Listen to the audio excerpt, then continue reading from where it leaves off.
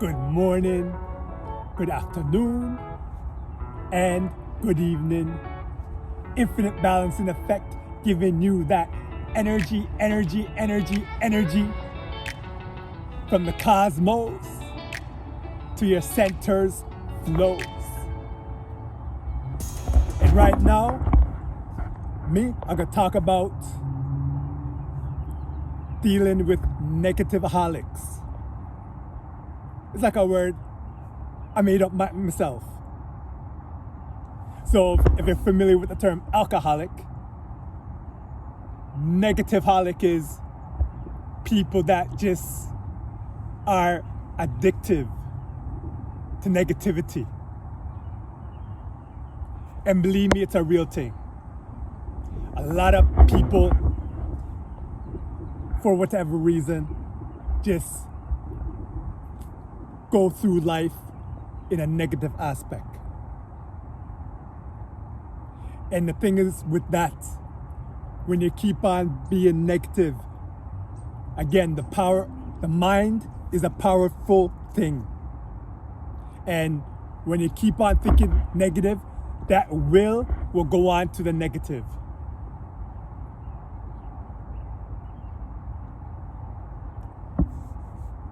I admit, naturally, I'm an optimist. Even with the so-called negative things that happen to me, I always try to put an optimistic take upon it.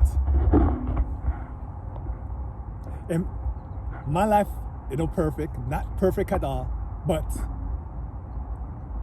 I don't dwell on the negativity. It's okay to feel down once in a while, but if you keep on feeling down, that's when stress manifests. And when stress manifests, it turns to dis-ease. Then from dis-ease, turn to disease. Then, unfortunately, if it goes down to a darker path, disease, after that, the people that may be pushing up daisies. But I know when it comes to negative people, if you're talking to someone that's not a close family member, the simple thing is just to walk away and not deal with them no more. But when it's a close family member, it may be a little more difficult. So I'm gonna show you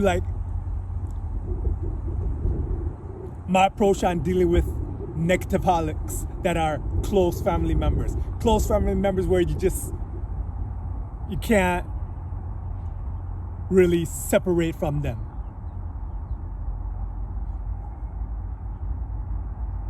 So my approach, trust me, when they're just spewing out negativity to you left, right, and center. One thing you have to make sure of is not to engage and give your energy to them. More like, never let the person take control of your emotions. And I know it's tough for some people. For some people, it's not so tough. But that is the number one thing. And believe me, it's gonna be a situation where it's gonna be borderline like fighting when someone's just engaging and they see that you're not engaging back, and they're almost trying to do anything to set you off. But you just got to remain stoic. There'll come up things saying all sorts of things sometimes they put you in a position where you must engage. And sometimes they'll be calling you the energy vampire, thinking that since you're not really speaking, that you're taking their energy. But the truth is you're preserving yours and they're just releasing theirs, causing more stress for them, So the first thing when you're just being engaged with negative is to be stoic.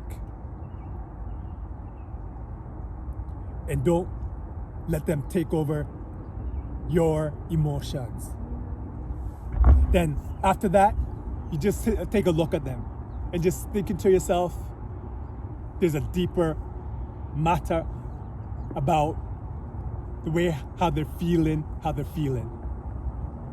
They may have had a bad day. Maybe they had a bad life from that point on, in which case they just can't release that particular significant thing. All sorts of reasons why they happen to be in that moment. So just look, it's like you're almost being empathic in a way, just reading them and understanding why they're angry.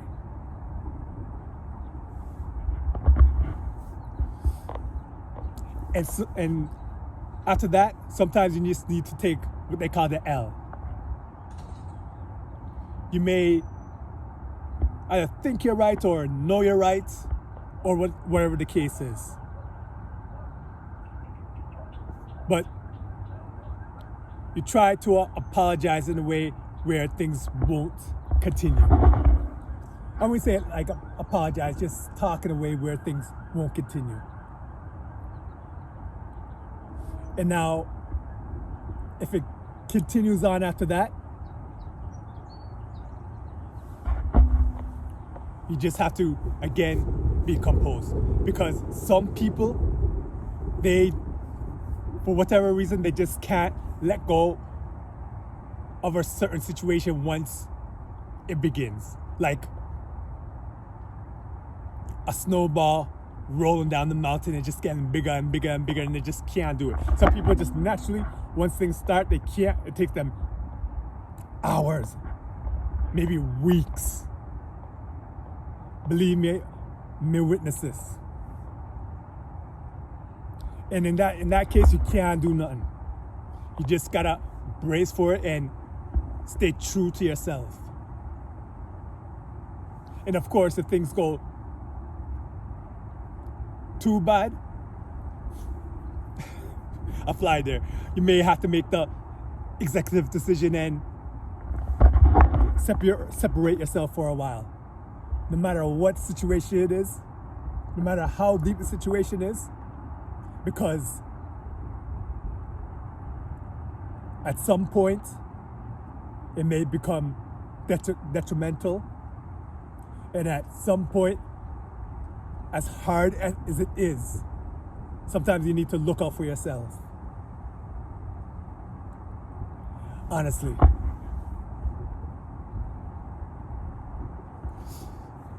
Now, another way to deal with it, or another step after the two that I told you, if they happen to be a little calm afterwards,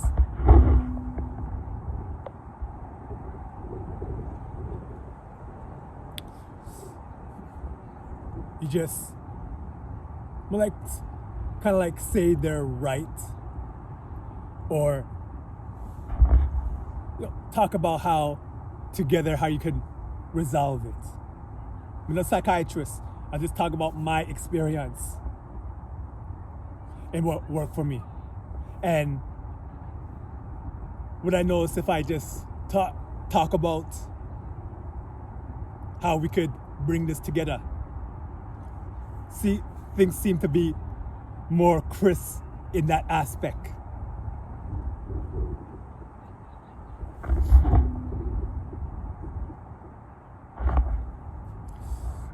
But then after that, everything usually becomes cool, calm, collective.